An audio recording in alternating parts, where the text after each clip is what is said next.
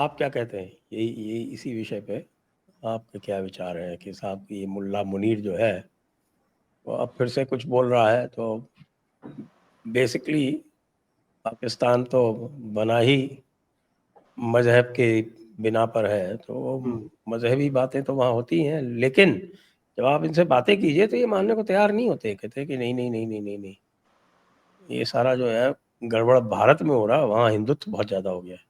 कौन मानने को तैयार नहीं होते? पाकिस्तानी। अच्छा। मैंने अभी नाम लिया ना, वो कमर चीमा। अच्छा, अपने लोग मानने को तैयार नहीं होते, ये कह रहे हो आप? नहीं, मैं वो कमर चीमा नहीं मानने को तैयार होता। अच्छा। अभी मैंने बुलाया शकील चौधरी को, उसका इंटरव्यू करूंगा। वो शकील चौधरी थोड़ा मुझे नॉर्मल लगता है इन लोगों में से, पता नहीं कैसे जिंदा है वहां पे। नहीं तो ये तो असल में जो वैभव जी अभी बोल रहे थे ना, उन्होंने काफी सारी चीजें कवर कर दी उसमें। मोस्टली जो एस्पेक्ट थे वो तो कवर किए हैं।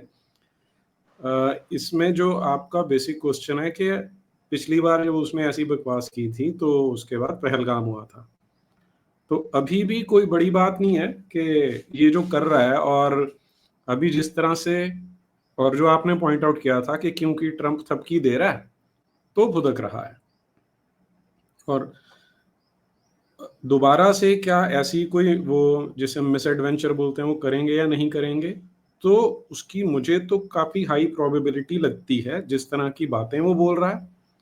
और वो ये जो नेक्सस है, आप देखिए पाकिस्तान की एग्जिस्टेंस क्यों बची हुई है, वो फॉरेन एड से बची हुई है। अदरवाइज जो भी वैभव जी बोल रहे थे कि दो यूनिफाइंग फैक्टर्स हैं उनके, एक तीसरा जो कॉमनैलिटी मैं शेयर करूंगा इसमें वो है कि जो आज पाकिस्तान की गुर्बत है, जो भिखमंगे बन चुका है पाकिस्तान, तो लगभग सारी की सारी स्टेट्स, पहले क्या था, पंजाब बहुत प्रॉस्परस था, बाकियों में कम प्रॉस्पेरिटी थी, तो एक अनइवन डिस्ट्रीब्यूशन था।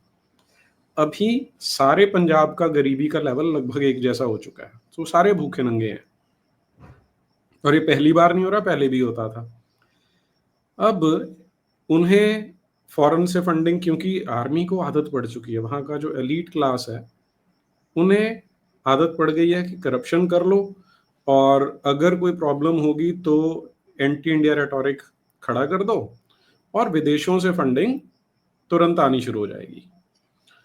अब दुर्भाग्य से ट्रंप भी वही काम कर रहा है, क्योंकि जिस तरह से पिछले 10-12 साल से हमारा इकोनॉमी स्टेबलाइज हुआ है, राइज हो रहा है, जो डोमेस्टिक इंडस्ट्री है उसे फिलिप मिल रहा है, तो ये किसी भी पावरफुल देश को सूट नहीं करेगा, और अमेरिका को तो बिल्कुल सूट नहीं करता।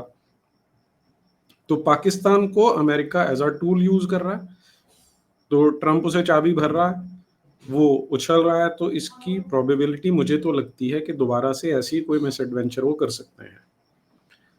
इसमें दोनों एंगल अगर हम देखें, वहाँ की अवाम, हाँ अवाम के बारे में एक पॉइंट जो मैं कहना चाह रहा था, अभी अगर आप देखें वहाँ पिछले क्या 5-6 साल से अगर वहाँ की क्लर्जी को आप देखना शुरू करें, तो उनकी सबसे बड़ी जो चिंता आज की डेट में वो ये है कि जो अगली जनरेशन है, जो यूथ है, वो इस्लाम से दूर होता जा रहा है।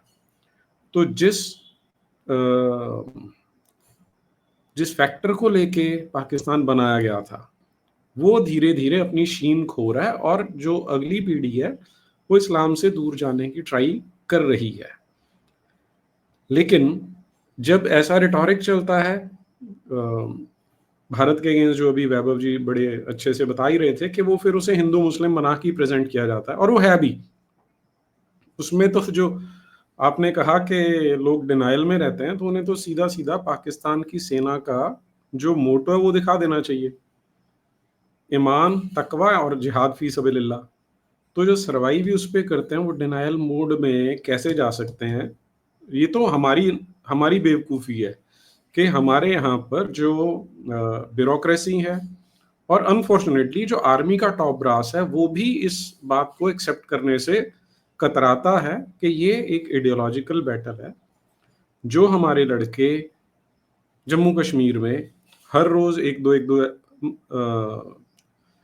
बलिदान हो जाते हैं, और बॉर्डर पे जो लड़ते हैं वो जिहाद फी सबीलिल्लाह है, जो उनकी आर्मी का मोटो है, ये अगर हम बताते हैं तो that will be a good service to nation. और हमारे यंगस्टर्स जो हैं फिर उस हिसाब से बचेंगे भी, क्योंकि फिर वो उसे एक सेक्युलर एक्टिविटी मान के नहीं काम करेंगे।